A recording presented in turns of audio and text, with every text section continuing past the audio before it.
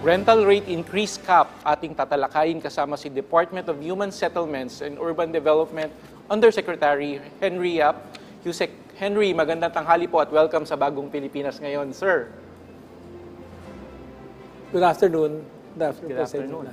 Yusek Henry, anong pinagbatayan po ng National Human Settlements Board para sa pagtataas ng rentas ng bahay o apartment ngayong taon? Base sa pagsusuri ng ating departamento, nalaman po natin na currently meron tayong 12.89 million families na nagre-renta. And out of this number, 95% ay nagbabayad ng 10,000 mas mababa pa dito sa amount na to. So approximately mga 2.72 million families ang nagbabayad ng 10,000 and below. Okay, so ilang porsyento po ang inaasahang pagtaas ng renta ng bahay o ng apartment? For this year, ang tinatag po ng National Human Settlements Board, ang maximum is 4%. Ito ay malaking pagbabago sa mga previous years na in-implement natin ang rent control. No? Like last year, meron tayo pong 3 tier kung saan yung mga nangungupahan below 5,000 ay pinayagan lang na mag-increase ng 2%. Those between 5,000 to below 9,000, 7%. And then 9,000 to 10,000, 11%.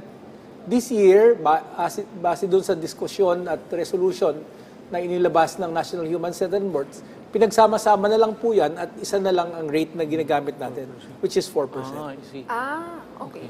Pero itong 4% USEX across the board na po, ito lahat ng regions na po ang covered niyan. Isang single rate na gagamitin natin for the whole country.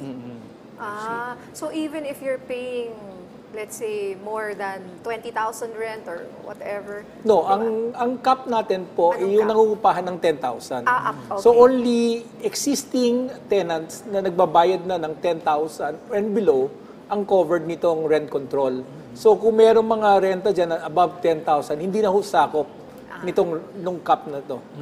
Okay. I was just wondering, Yusek, no, historically, how do you enforce this on the ground? Yung compliance rate po ba natin, napapatupad talaga to on the ground? Sumusunod ba talaga? Napapasunod ba natin? Is there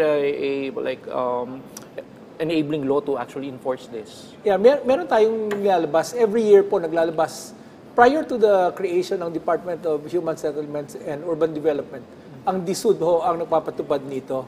But 5 years ago, nung tinayo na yung DSUD, Republic Act 11201, nalipat po yung responsibility sa ating opisina. So, kung meron tayong natatanggap ng mga complaints tungkol dito sa mga paglabag sa pagtaas, ay pwede po silang dumulog sa aming opisina at sa regional offices. But for easier and faster resolution, ang mabilis na venue is to go to the barangay captains, mga lupon ng mga barangay. At ang purpose kasi nito, ang barangay will immediately trash the problem between the landlord at yung tenants natin. Now, ang objective po nitong lupon ng barangay or ng barangay captain is to make them aware of this law and for them to comply. Kung hindi man makapag-agree sila nitong cap na to, then the barangay can issue an authorization to the complainant na mag-file ng case sa korte. Ngayon, pagdating sa korte, magkakaroon ng hearing, we have a small claims court tulad ng metropolitan courts, sa municipal courts. At kung malaman na hindi talaga sila sumusunod, mayroong karampatang penalty, may multa at may kulong. No? Ang penalty po natin dito is 25,000 minimum to 50,000 max, or imprisonment na 1 month and 1 day up to a maximum of 6 months or both. So malaki po ang penalty or yung kulong dito. Okay, so meron po bang exceptions dun sa, kahit sabihin niya meron kayong cap na itinalaga, meron bang exempted po dito sa 4%? Okay, meron po tayong exception. Yung ating coverage ng rent control only applies to residential, including dormitories, rooms, and bed spacers. So kung nangungupahan tayo for purpose of industrial, commercial, and the like, hindi po to covered ng rent control. Okay. You see. So tama, Yusek, no, mechanism natin is yung mga small claims, no, dispute settlements natin. Pero sa datos nyo po ba, yung success rate ng implementation po nito, 100% po ba sumusunod ng ating mga nagpapaupa po? Meron nagko-complain sa atin, pero karamihan, ang sinasabi nilang rason, hindi nila alam na meron pong pinapatupad nito. At once mapaliwanagan ho namin sila, sumusunod naman po sila. Okay. So meron po ba kayong mensahe o paalala sa ating mga kababayan dahil nga po dito sa ipinatupad din yung, or ipapatupad pa, kailan po ito naging effective? Applicable to for the period January 1 to December 31 this year. Okay.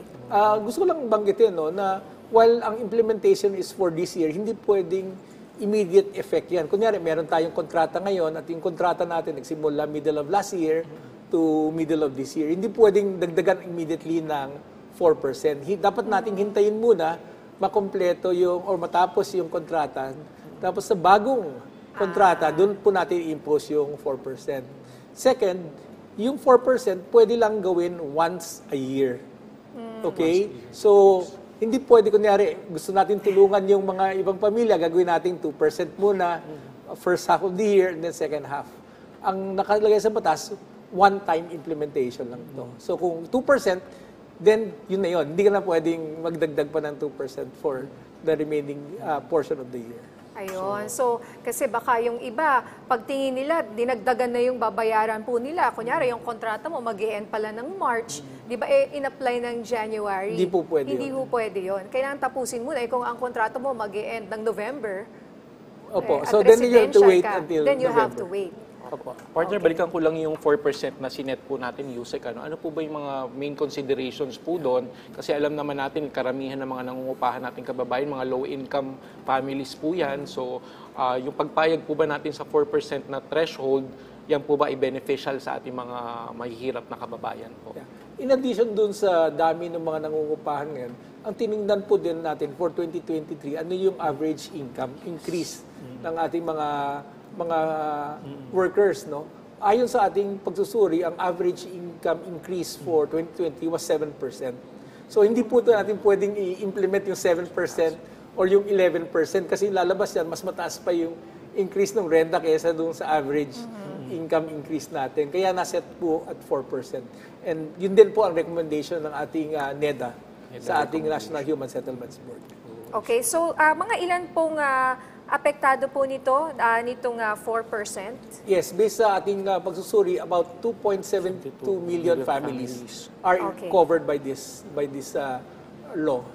Okay, families, ano. Okay, out of, sabi nyo kanina, 12.89 na nagre-rent. Yes. Ito ay mga residential dormitories and bed spacers. Hindi po kasama dito yung mga Hindi kasama businesses, businesses, commercial, industrial, and the like. Hindi po kasama. And finally, baka meron pa po kayong paalala or mensahe sa ating mga kababayan mula po sa inyo dyan sa DSUD?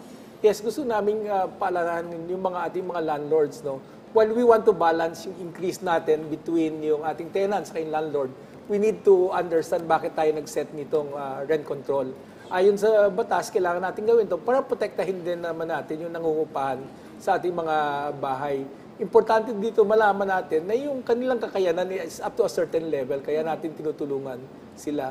Second, binibigyan rin naman natin ng opportunity yung mga landlords, except that of course, kailangan mag-agree sila with our tenants. No?